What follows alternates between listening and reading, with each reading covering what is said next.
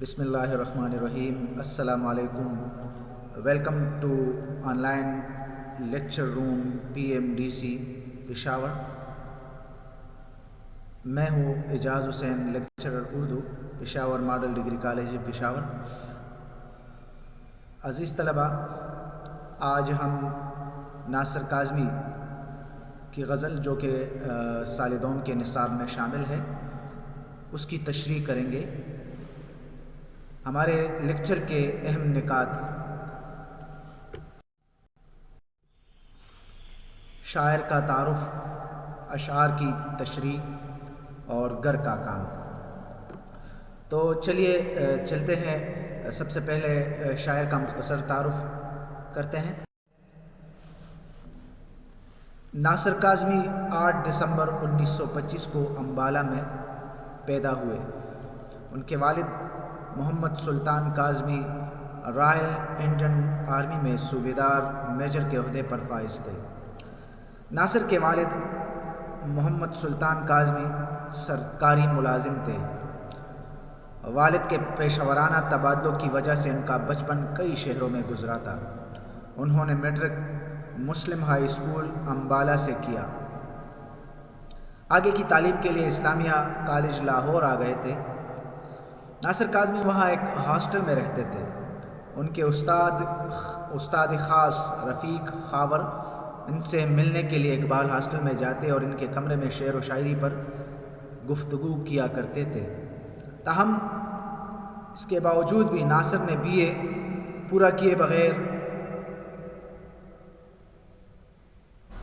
تعلیم ترک کر دی.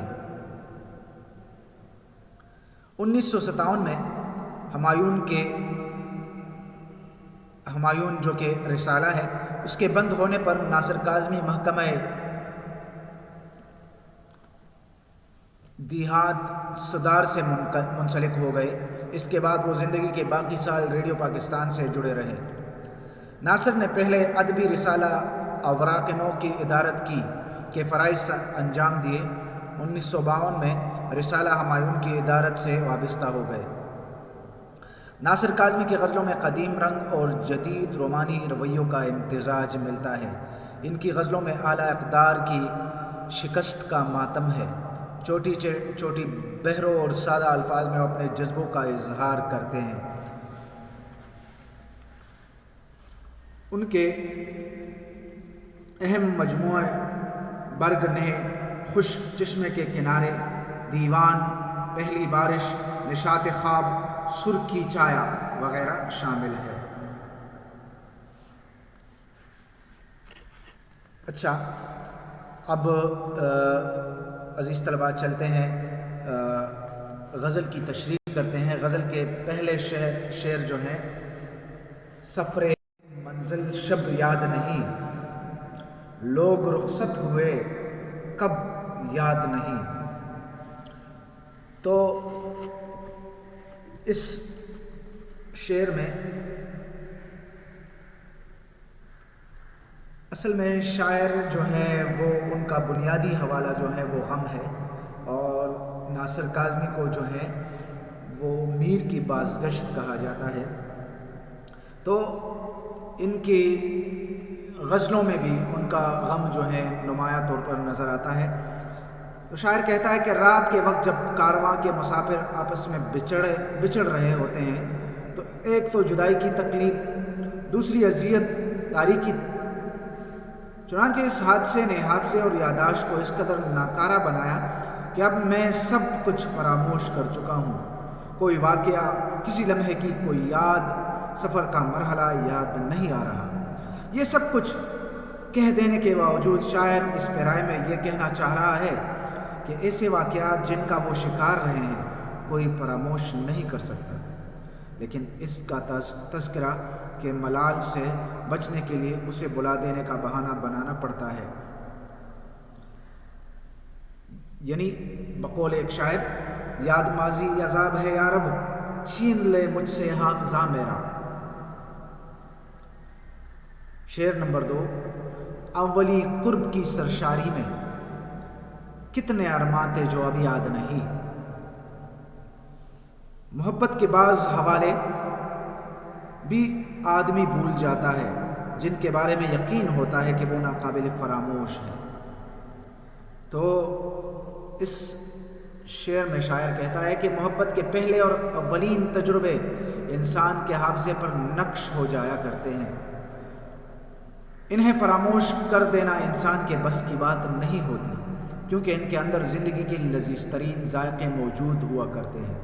لیکن شاعر اپنی بدقسمتی کا رونا روتے ہوئے کہتے ہیں کہ پہلی ملاقات کے طویل دورانیے کی اولین لذتیں زیادہ تر ان کے حافظے میں اب بھی موجود نہیں رہی ہیں، جس کی وجہ سے زندگی کی ناکامیاں اور نارسائیاں ہو سکتی ہیں۔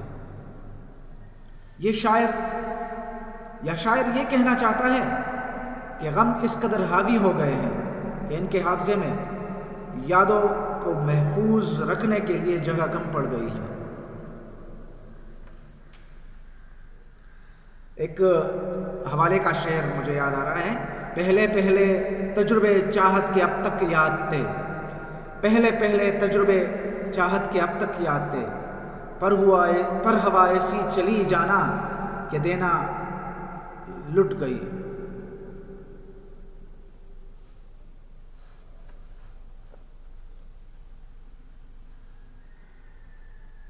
اچھا، شعر نمبر 3، دل میں ہر وقت شبن رہتی تھی مجھے کس کی طلب یاد نہیں۔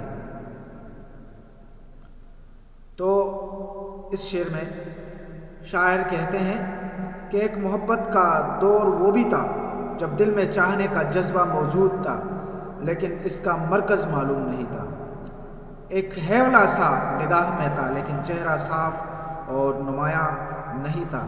اور آج بھی اس کشمکش میں دل مبتلا ہے کہ میں کس کو چاہ رہا تھا، وہ کون تھا۔ بقول اظہار اللہ اظہار، آنکھ میں بھولتے جاتے ہیں ماضی کے دیار، یاد آئیں بھی تو سب یاد نہیں۔ بھولتے جاتے ہیں ماضی کے دیار، یاد آئیں بھی تو اب یاد نہیں۔ اسکرین پر نظر آنے والا یہ مصرع جو ہے، اب شاید اس میں کچھ کمپوزنگ کی غلطی ہے، اصل میں یہ یاد آئیں بھی تو اب یاد نہیں ہے، لیکن یہاں پر غلطی سے سب لکھا ہوا ہے۔ بہرحال اس شعر میں شاعر کہہ رہا ہے کہ ماضی انسان کے اعصاب پر طاری رہتا ہے، اور جب بھی زندگی کے رواں لمحات دکھ دینے لگتے ہیں تو آدمی انہیں پرسکون حوالوں میں پناہ لینے لگتا ہے۔ لیکن شاعر کہتے ہیں کہ وہ ماضی کی دلاویز یادوں کو بھول جانا چاہتے ہیں، کیونکہ جب تک وہ یادیں سلامت رہے گی ان سے کوئی بھی کام نہیں ہو پائے گا۔ وہ اس طرح کے وجود اور فطرت کے تقاضے مجروح ہوں گے، لیکن کاروبار حیات کے لیے یہ خودکشی کرنا شاعر کے نزدیک ناروا ہے۔ حوالے کا ایک شعر، یاد کرنا تجھے آسان نہیں، بھول جانا بھی بہت مشکل ہے۔ شعر نمبر 7، رشتہ جہاں تک ابھی جس کا خیال، اس کی صورت بھی تو اب یاد نہیں۔ تو شاعر کے مطابق کہ جس کے بغیر آدمی کبھی جینے کا تصور بھی نہیں کر سکتا، ایسا وقت آ جاتا ہے جب اس کی یاد تک بھی دل میں نہیں آتی۔ شاعر اس حقیقت کو تسلیم کرتے ہوئے اقرار کر رہے ہیں کہ زندگی میں کوئی بھی شخص ناگزیر نہیں ہوتا، انسان کی محبت اور ضرورت حالات کی پیدا کردہ ہوتی ہے۔ دنیا نے تیری یاد سے بیگانہ کر دیا، تجھ سے بھی دل فریب ہے غم روزگار کے، اور بھی دکھ ہے زمانے میں محبت کے سوا، راحت اور بھی ہے وصل کی راحت کے سوا۔ دونوں اشعار جو ہے وہ فیض احمد فیض کے اشعار ہیں، حوالے کے لیے آپ لکھ سکتے ہیں۔ اچھا، شعر نمبر 8، یہ حقیقت ہے کہ احباب کو ہم یاد ہی کب تک کہ اب یاد نہیں۔ تو شاعر افسوس کے ساتھ کہہ رہا ہے کہ ان کے سب دوست احباب ان کے ساتھ صرف وقت گزاری کی حد تک تعلق رکھتے تھے، جب آزمائش کا کوئی مرحلہ آیا تو ان کی دوستی کا برہم کھل گیا اور وہ پیچھے ہٹ گئے۔ شاعر کہنا چاہتے ہیں کہ جن رشتوں میں فطری پن موجود نہیں ہوتا وہ دیرپا نہیں ہوتے۔ آزمائش کے جھونکے ان کا تانا بانا آسانی کے ساتھ بکھیر دیا کرتے ہیں۔ حوالے کا شعر: دوستوں نے تو فراموش کیا ہے لیکن میں ہی پاگل ہوں انہیں یاد کیا کرتا ہوں۔ غزل کا مقطع پیش خدمت ہے: یاد ہے سیر چراغاں ناصر، دل کے بجھنے کا سبب یاد نہیں۔ تو شاعر کہتے ہیں کہ شہر میں چراغاں ہو رہا تھا، ہر طرف قمقمے روشن تھے، روشنیاں عجب لطف پیدا کر رہی تھی۔ اس محفل میں دلکش لوگ بھی شریک تھے، حسین مسکراہٹوں کا ایک سلسلہ تھا جو ذوق کی آبیاری کر رہا تھا۔ لیکن اچانک شاعر کا دل بجھ گیا، ان کے ارمانوں کی دنیا تاریک ہو گئی اور شاعر کو معلوم ہی نہ ہو سکا کہ اس کا سبب اور وجہ کیا ہے۔ دراصل اس پیرائے میں شاعر یہی کہنا چاہتے ہیں کہ سیر چراغاں کی وجہ سے ان کا دل بجھ چکا ہے، حسین آنکھوں کی بے وفائی نے انہیں مار ڈالا ہے۔ سیر چراغاں کے پیرائے میں بربادی کا یہ عمل پوشیدہ نظر آتا ہے۔ تو یہ تھی آج کی غزل جو ناصر کاظمی کی تھی۔ تو اس کے بعد عزیز طلبہ آپ کو گھر کے لیے کام دیا جاتا ہے۔ ناصر کاظمی کا بنیادی حوالہ بھی میر تقی میر کی طرح غم کا حوالہ ہے، لہٰذا آپ گھر میں ناصر کاظمی پر ایک تنقیدی نوٹ لکھیں۔